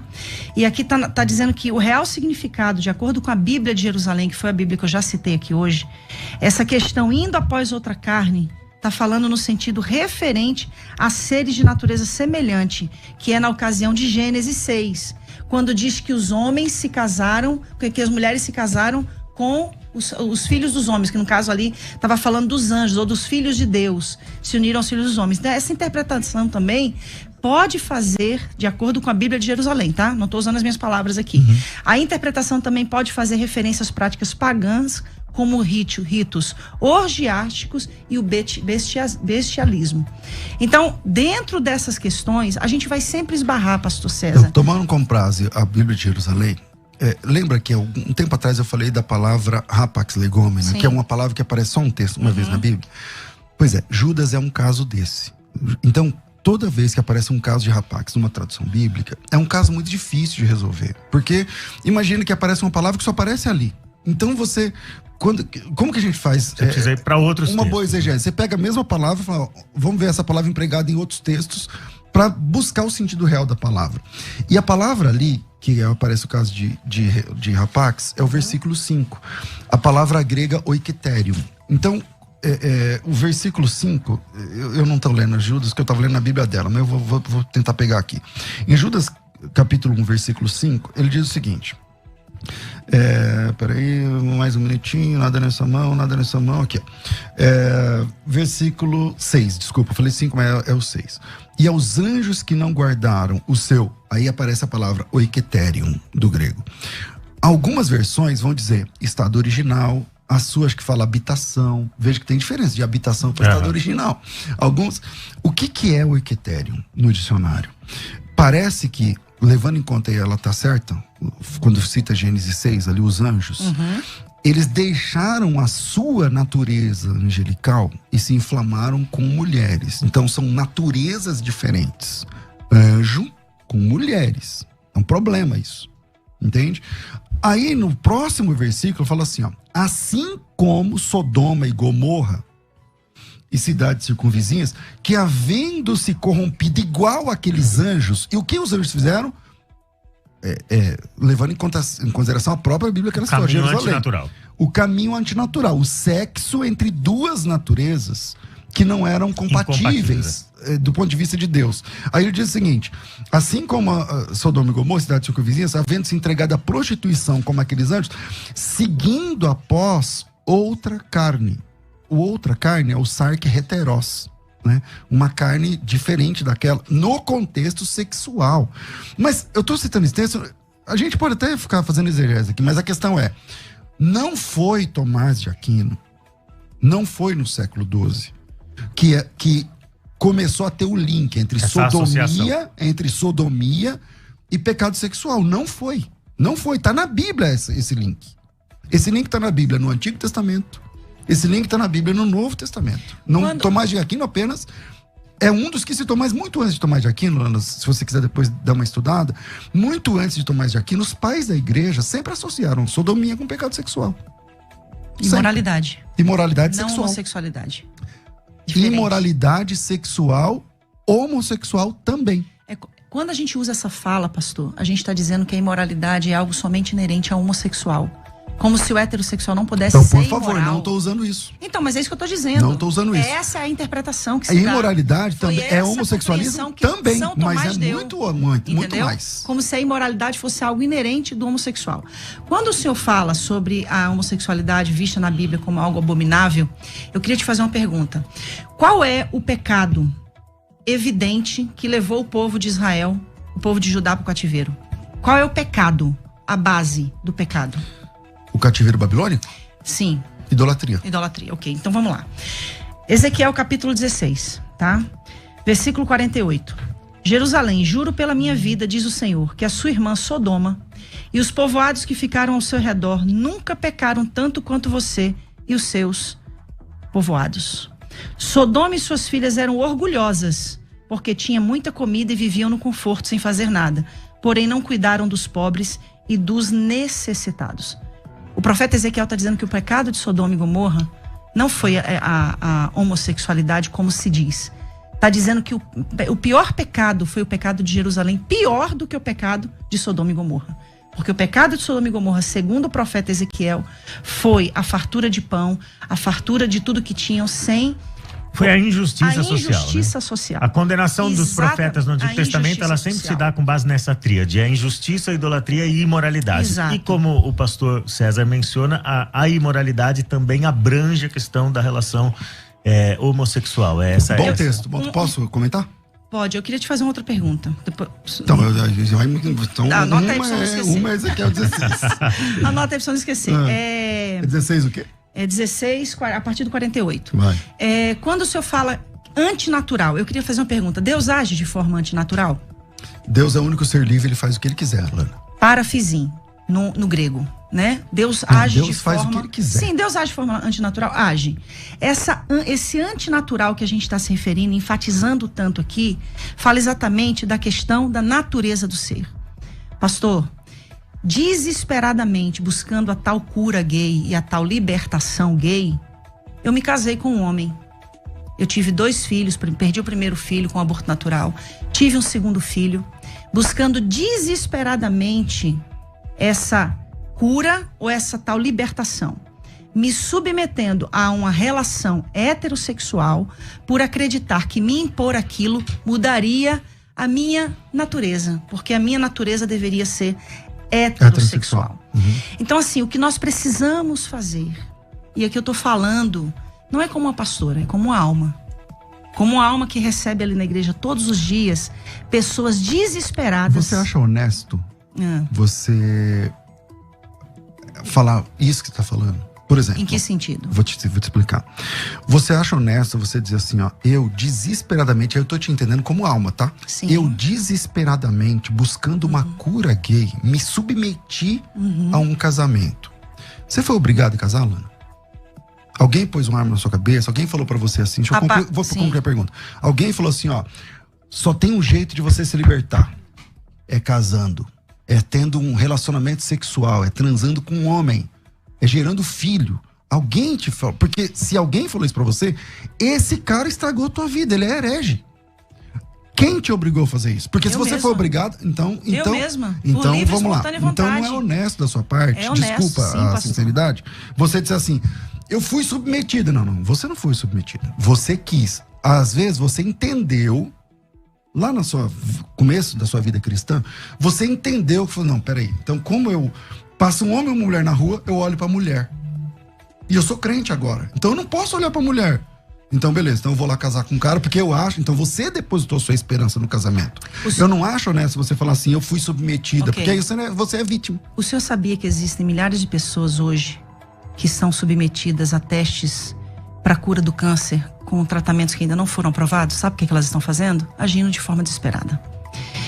Eu tô fazendo uma analogia. Eu concordo com o seu desespero. Eu só acho que não é honesto você dizer que você foi submetida. Não, porque aí é um vitimismo, eu não tô dizendo... Não, uma coisa que eu não sou é vítima, então, né? você quis casar, você sonhou com o casamento, você lá atrás. Não, eu nunca sonhei com casamento. Eu sonhei com Deus. Eu sonhei em ser aceita por Deus. Concordo. Entendeu? Então foi isso que a igreja me ensinou. Então, quando a igreja Mas não te obrigou, né? Não, jamais. Isso, jamais, com certeza, jamais. Pastor César, o que você acha que um cristão com orientação ou com impulso homossexual pode esperar de Deus e da igreja? Graça. Graça sobre graça o tempo todo. Porque ela esperava, e talvez pelo ambiente, nesse sentido ela se sente induzida a acreditar de maneira errada ou compreender de maneira errada, ela esperava que essa orientação, ou que esse impulso dela fosse extirpado, que ela fosse desnaturalizada nesse sentido, fosse extirpado e procurou os caminhos dela. Essa é uma expectativa realista de uma pessoa que se converte? Pode acontecer. Pode acontecer, cara. mas... Vamos lá, deixa eu responder a sua pergunta claramente. Existem pessoas que tiveram experiência, vivência homossexual. A Lana deve saber mais do que eu sobre isso, porque ela viveu isso. Você lembra, você foi uma das principais pregadoras do Brasil, cara. Você inspirou milhares de mulheres a pregar. Uhum. E eu acho que isso ninguém tira de você, foi muito legal. Agora, naquela época, eu não sei se você lembra do Joide. Você lembra do Joide? Sim. Lembra? Então, casos como o Joide faleceu, né, infelizmente. O Joide, ele foi um travesti, morou na Europa, não sei o que lá, tal. Cara, conhecia a esposa, os filhos, tal. Houve transformação. Casos como esse, ela deve conhecer mais do que eu, existem. Então, eu não posso dizer que não existe. Agora, eu reconheço que a luta na área da sexualidade deve ser terrível, entendeu? Não é fácil. E o que o homossexual que quer buscar a Deus espera, já que esses textos que a gente está citando, condena aquela prática. Mas não é só essa prática. A Bíblia condena muitas coisas da nossa natureza. Muitas coisas da nuance natural do homem. Nós somos seres caídos. Então, eu vou ter tendências e vontades e desejos que não são permitidos para a Bíblia. Que nessa nova dieta, no cristianismo, esse prato não serve para mim. Então, eu tenho que entender, buscar em Deus. E eu acho que é uma luta terrível, difícil pra caramba. A mesma coisa de outras pessoas que vêm de outros tipos de tendências. Na área sexual, em outro tipo de área. Agora, o que ele tem que esperar? Esperar em Deus, crer em Deus, servir. E não aconselho que faça o que a Lana fez. Eu acho que ela mesma não aconselha. Se você tá achando que a esperança da sua sexualidade é uma cura, esquece.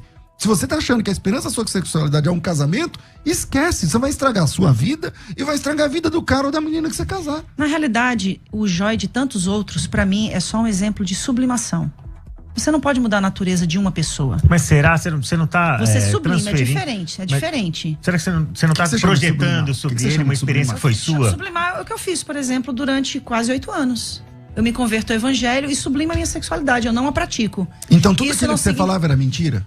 Não era mentira, era uma vontade de viver aquilo. Mas era verdade ou era mentira? Era verdade porque eu não estava praticando. Então, se era verdade lá... Mas não era verdade no sentido de eu ser então, mudada. Entenda comigo, filosoficamente. Se era verdade lá, então é mentira aqui. O que você está falando. Ou é verdade aqui, então era mentira lá. Porque se você fala uma coisa que eu não sei quantos anos faz, mas não quero aqui denotar as idades. Mas se há 20 anos atrás você falava X e agora você fala não é X, é Y, ou era mentira lá, ou é mentira pastor, aqui. Nós vamos ter outro problema com Paulo, porque Paulo defendia a lei a ponto de matar os cristãos. E teve um momento que Paulo encontrou com Deus e Paulo diz o seguinte: quando Deus me deu uma visão, não consultei nem carne nem sangue, mas fui fiel à visão. O que isso tem a ver com o assunto? Paulo perseguia os cristãos e os matava. Mas ele não era cristão. Mas pastor, lá você era. Ele defendia a lei, é isso que eu estou dizendo. Então, beleza. Então você começou a ser cristã agora? Aí houve uma mudança radical de conduta no caso dele, né? Mudança de visão, é isso que eu estou dizendo. Cristã eu sou desde o dia 12 de dezembro de 1995, quando eu me converti. Agora, o fato de hoje eu ter uma visão sobre a minha orientação sexual diferente do que eu tinha antes... Não, tá tudo bem. Tá tudo bem, só que então você tem que assumir o risco, porque o boleto chega. Qual que é o boleto? Tá bom, o que você falava lá tá certo? Ou o que você fala agora tá certo? Porque você falava coisas diferentes. O que você falava em 90 e poucos que você falou, não é o que você tá falando agora. Então, ou é mentira aqui, ou era mentira lá. É que você ficou... Lana, pastora, você ficou com dó de falar que você estava enganada. Porque as 2 vezes que eu perguntei pra você se você estava enganada, você falou, não, eu acreditava desesperadamente. Isso. Mas se eu acredito desesperadamente, ou por causa de pressão do grupo, ou por causa de um anseio, de uma expectativa meu, não deixa de ser um engano, né? A melhor pessoa pra falar sobre isso sou eu mesma, claro. tá bom? Então vamos lá. Vocês falam dentro de uma perspectiva externa. Eu falo dentro de uma perspectiva interna, ok? Então, tudo que eu fiz, não foi só o casamento.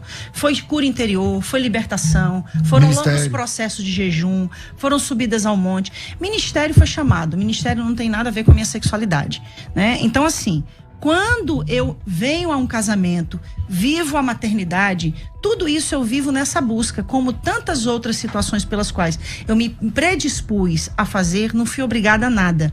Eu me predispus porque eu cresci dentro de um contexto onde eu fui ensinada que o fato de eu ser quem eu era ia me levar ao inferno. Eu amo a Deus e não quero ir ao inferno. Então faria tudo o que fosse necessário para mudar, como fiz.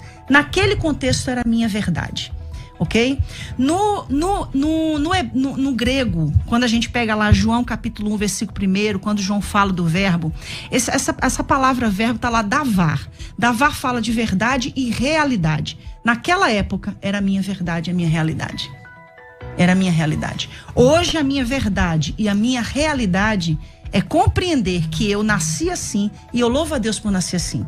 Mesmo porque eu entendo que hoje o meu chamado é uma voz para alcançar tantos outros iguais a mim que acreditam que não são amados e aceitos por Deus.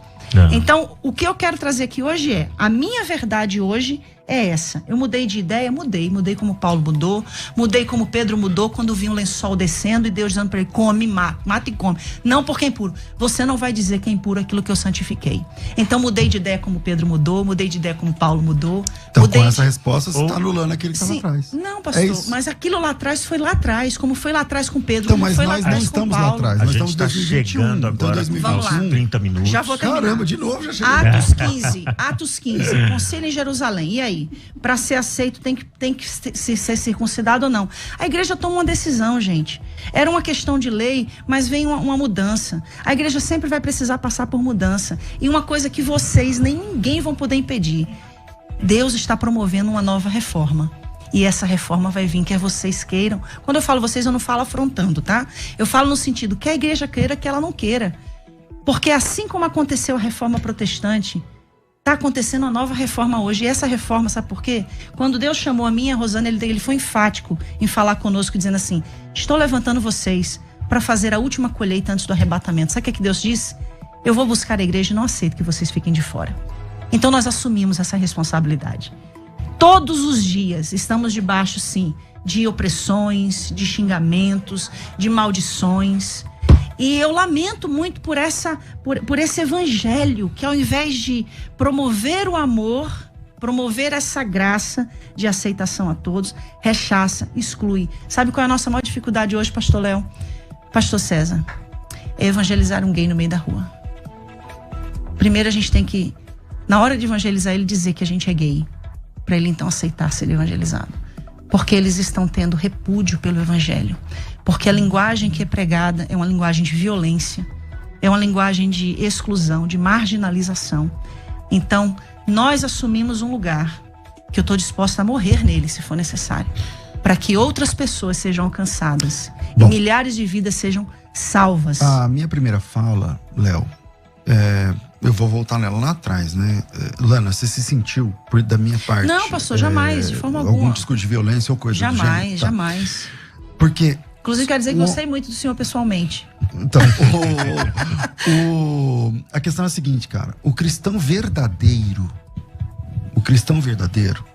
ele vai enxergar um homossexual como uma alma, como qualquer outra, vindo do pecado como qualquer outra, como todo mundo. Deus, ele não aceita a gente como a gente é. Gente, isso é evangelho. Isso é evangelho. Concordo. Entendeu? Mas ele recebe todo mundo do jeito que tiver. Ele não aceita a gente como a gente é. Mas ele recebe. Mas recebe. Ele recebe aceitou a sua sexualidade?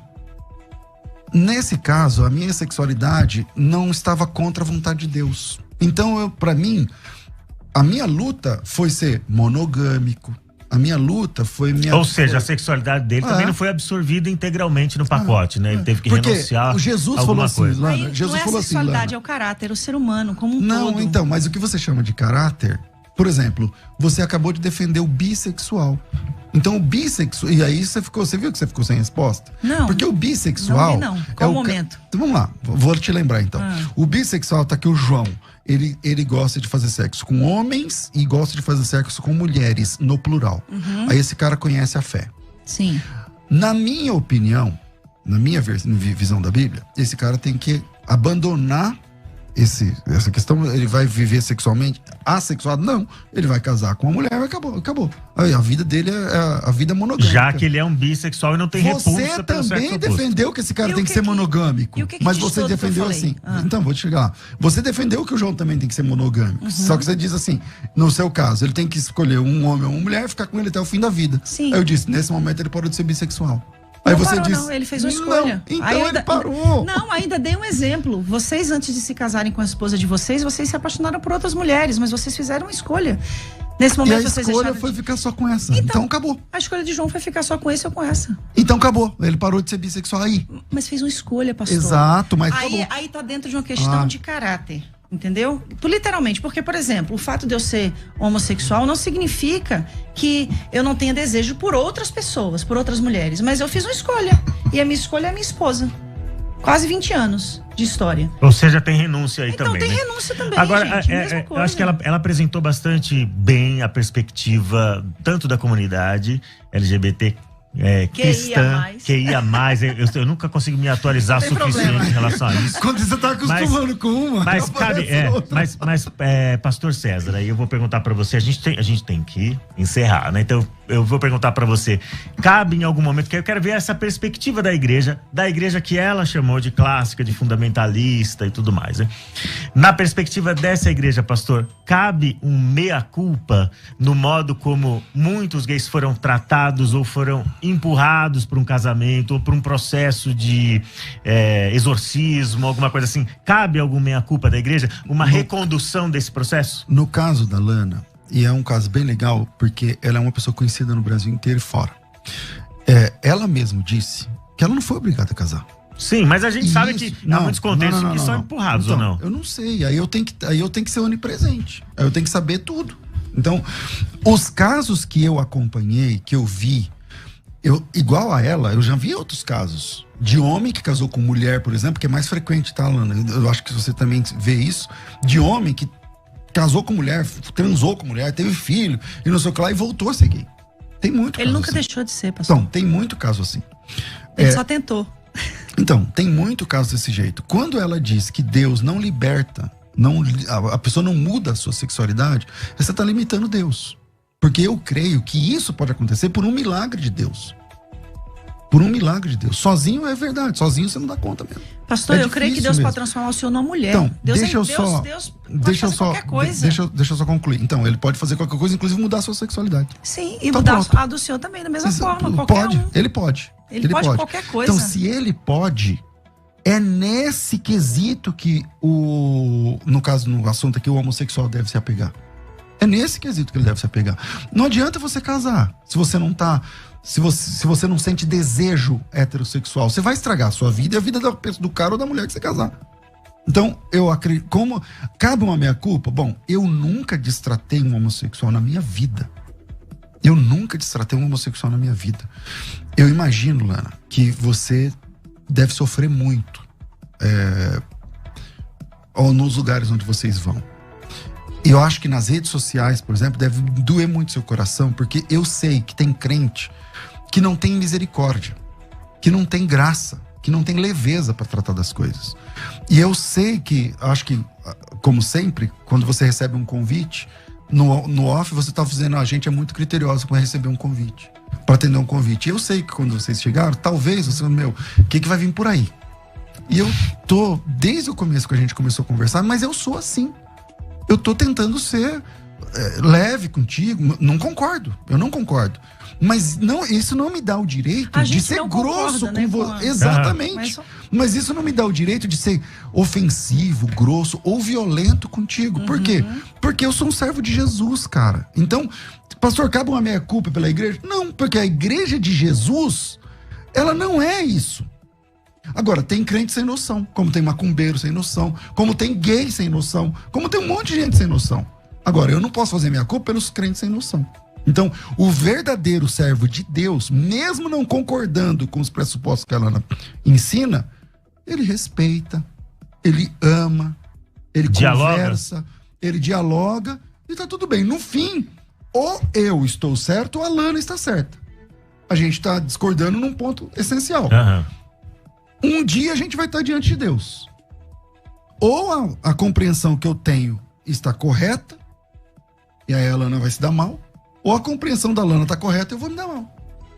Um dia a gente vai estar diante de Deus. Agora, enquanto esse dia não vem, respeito, cara. Enquanto esse dia não vem, vamos nos despedir dos internautas. Você tem um compromisso, pastor. É você que diz se você pode falar alguma coisa, que o compromisso é o seu, mais urgente aí, né? Mas aproveita e fala, e também se despede do internauta, pode falar do seu livro, pode dar suas redes sociais, tá bom? Pastor, eu quero dizer que com muito respeito eu recebo o que o senhor falou, tá? Eu respeito a opinião de todos os internautas. Eu respeito a opinião dos cristãos que divergem da nossa opinião. Eu já pensei assim um dia e me permitir mudar quanto à minha forma de pensar. A minha maior preocupação hoje, pastor, o senhor terminou falando, um dia a gente vai estar diante de Deus. E aí existem duas possibilidades. Da Lana tá certa, de eu tá errado, mas a gente vai estar lá. 50-50. 50-50. Só que existe uma outra questão por trás disso, pastor César. É que se vocês estiverem errado, milhares de pessoas foram lançadas ao inferno por causa desse erro. E, falando a respeito da sua causa, se eu estiver errado, então milhares de pessoas também vão estar indo ao inferno por causa de mim. Só que para tomar uma decisão como essa que eu tomei, de, junto com a Rosânia, começar uma igreja com essa proposta de inclusão, a gente teve muita certeza e muita convicção. E uma convicção que vai além de uma letra, mas de uma experiência com o Espírito. E eu quero dizer que eu acredito sim que Deus está promovendo uma reforma nesses últimos dias, nesses últimos anos. A gente tem hoje a Igreja Batista do Pinheiro lá em Lagoas, que foi também excluída da Convenção Batista por causa dessa releitura das Escrituras. A gente tem uma igreja aqui em São Paulo, Ibabe, que está também sendo excluída por causa dessa questão da releitura das Escrituras. E não é só sobre a questão da homossexualidade. São muitas outras releituras. A mulher tem o seu lugar de significância, os pretos têm o seu lugar de significância. É uma reforma social que está acontecendo. E eu quero dizer que hoje, o meu coração da minha esposa, Rosânia, bate por almas. E o nosso desejo, pastor, é ganhar almas, alcançar vidas. É fazer com que essas milhares de pessoas que estão nos ouvindo agora, que elas saibam que Deus ama elas como elas são, porque elas foram criadas por Ele assim. Salmo 139. Quando me entristeceste no ventre da minha mãe. Eu queria muito, pastor, ser hétero, para poder continuar pregando em todos os púlpitos onde um dia Deus me levou. Mas Ele quis que eu fosse assim, com um propósito excelente, que é de alcançar vidas. Porque o que vocês fazem, milhares fazem. O que nós fazemos, poucos têm coragem, mesmo sendo gays. E a gente está aqui para dizer que existe um lugar no céu para essas pessoas. Eu quero agradecer a oportunidade e quero falar do livro que a gente está lançando. O lançamento foi ontem, Casamento em Construção. Não existe em nenhum lugar do mundo um livro com um teor desse, porque fala da família homoafetiva. Nós temos milhares de livros para casamentos heterossexuais, para famílias heterossexuais. E eu quero fazer aqui, uma alusão a esse livro com a seguinte palavra: a todas as famílias da terra, acerca das quais Deus declarou que seriam benditas. A minha família é bendita. Especialmente aquelas que ao longo da história foram invisibilizadas, silenciadas e esquecidas, mas que hoje, pela fé e pela lei, têm a sua existência garantida. É só um direito de existir, um direito de ser e um direito de alcançar essa graça, ao qual a Bíblia diz que é para todos e ao qual Pedro termina dizendo: reconheço, pois, que Deus não faz acepção de pessoas. Amém? Muito obrigado, amém. Muito obrigado, Lana. Obrigado por participar desse debate, por se dispor a vir conversar sobre esse assunto que é tão delicado e que te expõe bastante, né? Muito obrigado. E agora, pastor, se despeça também aí, suas considerações finais aí, se despeça dos nossos internautas. Obrigado. desde o começo tô aqui cheio de dedos, né? Pra ver se eu não quero ser desrespeitoso, não quero ser lá. Mas foi um papo interessante. Vi sinceridade, né? Um coração sincero, e é muito legal a gente conversar baseado na sinceridade. Eu imagino o sofrimento, e meu coração está com essas pessoas que sofrem. Eu acho que o papel da igreja é essa missão de evangelizar homossexuais. Eu acho que é papel da igreja, sim. A igreja tem que receber essas pessoas, acolher essas pessoas, pregando o evangelho que transforma homens. Assim como pessoas, assim como todas as pessoas. É a missão da igreja. Deus abençoe. Léo, desculpa alguma coisa, Lana, se eu te desrespeitei em algum momento, me perdoa, não foi essa a minha intenção. Em paz, tá tudo ok. E Deus ama os héteros também, viu? Fique em Ele paz, falou que viu sinceridade em você diversas vezes aqui. Você viu sinceridade também no pastor? Sim.